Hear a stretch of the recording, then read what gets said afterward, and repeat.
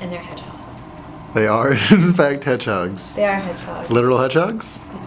No, figurative hedgehogs.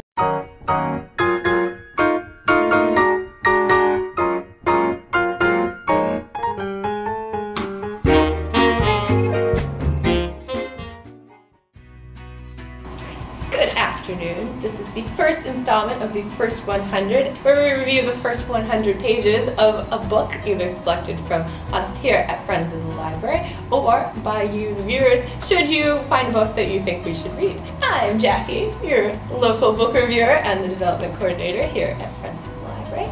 And we were supposed to bring you this really great book written by Ben Mesrich called Sex on the Moon, the story of the most audacious heist in history.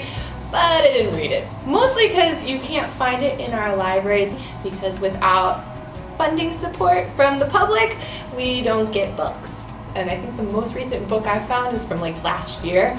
So support libraries, donate money so we can buy new books and I can review them. So in place of this book, I have decided to pick my own book that I've been reading.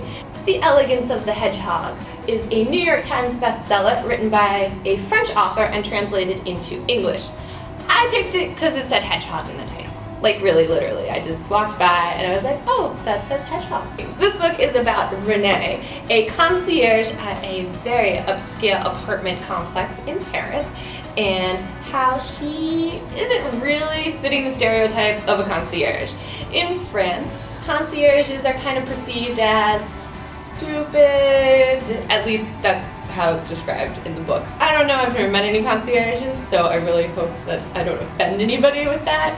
So she always discusses how she doesn't fit this stereotype, because she actually is very smart. She loves art, she loves Marx. The book opens up with her talking to one of the little boys from this rich family about how he's just read Marx and he thinks it's so beyond her ability to get it.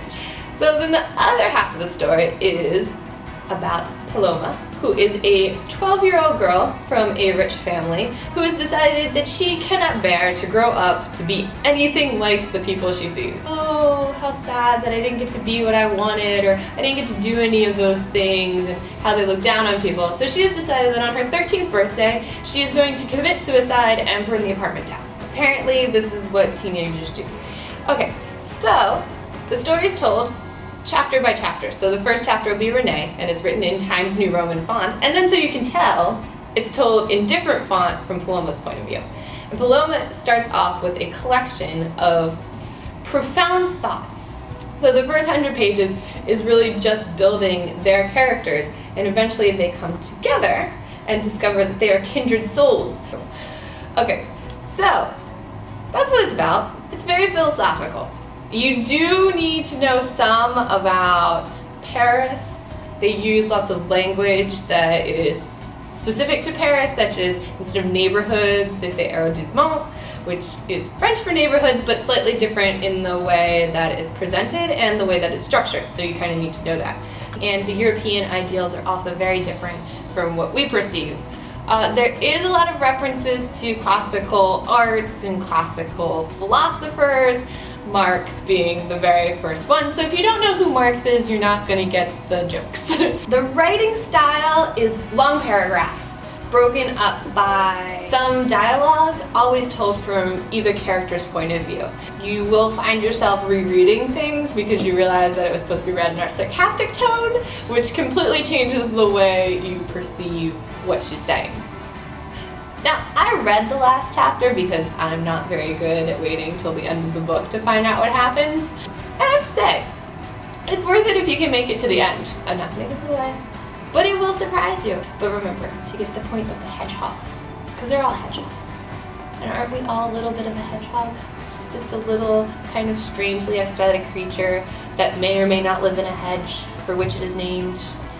So, my Jackie rating of this book on a scale of -15 to 15, because I believe that all scales should be balanced and have just as many points against as for, I would give it a 13. If you can get through it, I suggest you do. If not, at least read some of it. It's very profound.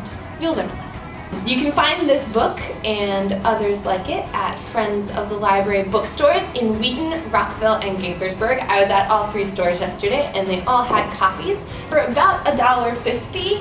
for a copy just like this. Anyway, visit us at FLLMC, follow us on Twitter, and check out our Facebook for all the news that's going on in our community. This is Jackie for our first 100 first edition, signing off.